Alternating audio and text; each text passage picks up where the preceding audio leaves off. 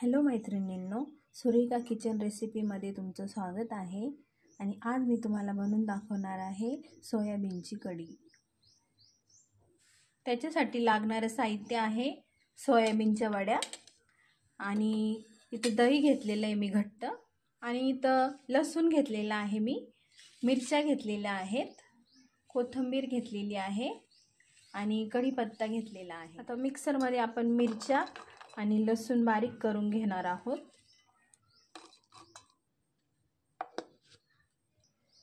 मिक्सरमध्ये आपण मिरची आणि लसूण बारीक करून घेतलेला आहे। सोयाबीनसाठी आता आपण पाणी उकळून घेतलेलं आहे, त्याच्यात मी मीठ टाकते। आता ह्या सोयाबीनच्या वड्या पण टाकते। थोडा वेळ आता ह्या वड्या उकळलेल्या आहेत, झाकून ठेवू आपण। कोथिंबीर आपण इथे चॉप करून घेऊया।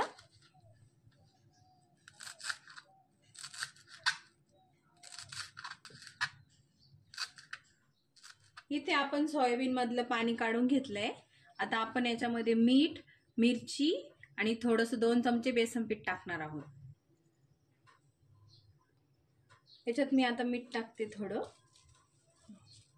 मिरची टाकून घेऊ त्याच्यावरती।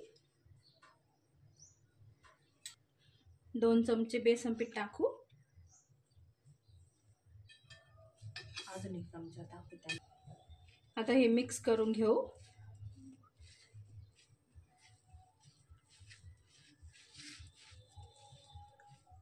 आता आपण कढईमध्ये तेल टाकून घेऊ, सोयाबीन तळायची आपल्याला त्याच्यामध्ये। आता आपण सोयाबीन तळून घेऊ।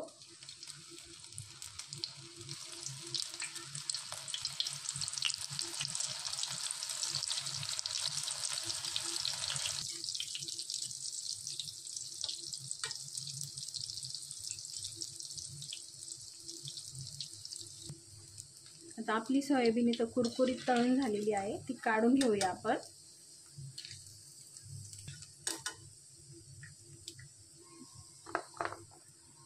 ही सोयाबीन पण टाकून घेऊ राहिलेली आपण।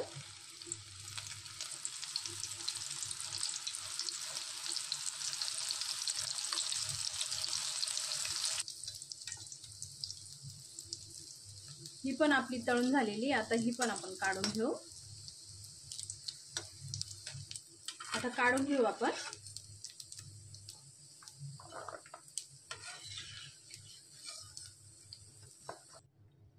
हे बघा, आपली सोयाबीन किती कुरकुरीत झाली आहे।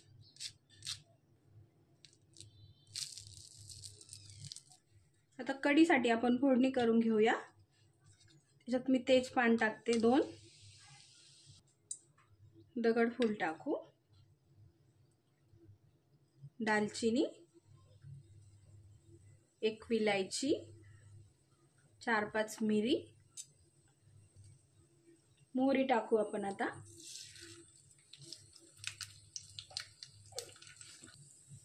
कढीपत्ता टाकू, हिंग टाकू फोडणीला, हिरवी मिरची टाकून देऊ बारीक केलेली आपण। हे दही आपण चांगलं असं फेटून घेऊ।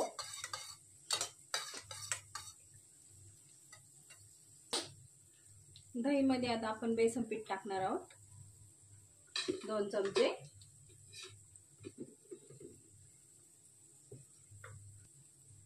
आता हे बेसन पीठ दह्यात मिक्स करून घेऊ।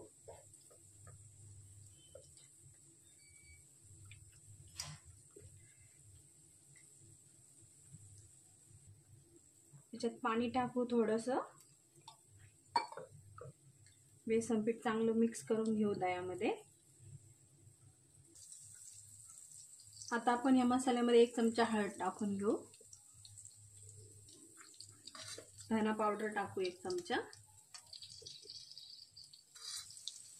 आता याच्यामध्ये मिक्स केलेलं दही, बेसन पीठ ते मिक्स करू। याच्यात पाणी टाकू अजून थोडं।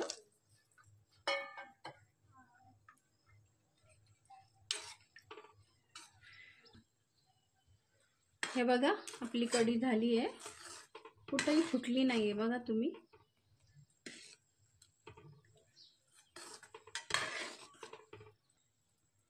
आता याच्यामध्ये मी साखर टाकते थोडी.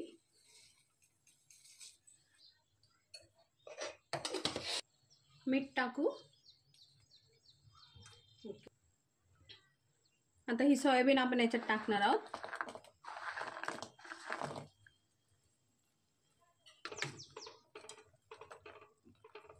मिक्स करून घेणार आहोत.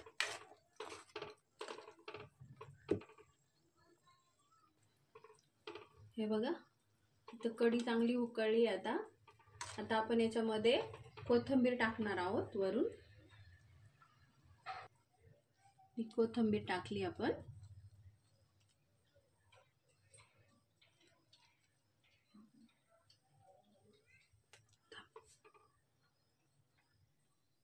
आता आपण थोडं गावरान तूप वरून टाकणार आहोत.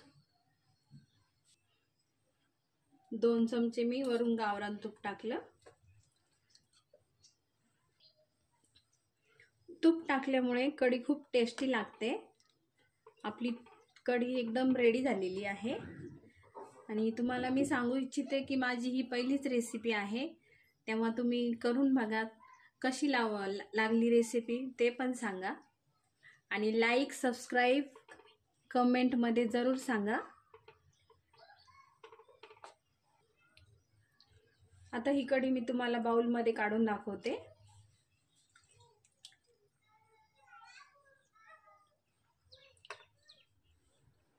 हे बघा, आपली सोयाबीन कढी किती छान तयार झाली आहे. तुम्ही ट्राय जरूर करा. आणि पुन्हा एकदा सांगते, मला लाईक, सबस्क्राईब आणि कमेंट जरूर करा. थँक्यू. धन्यवाद.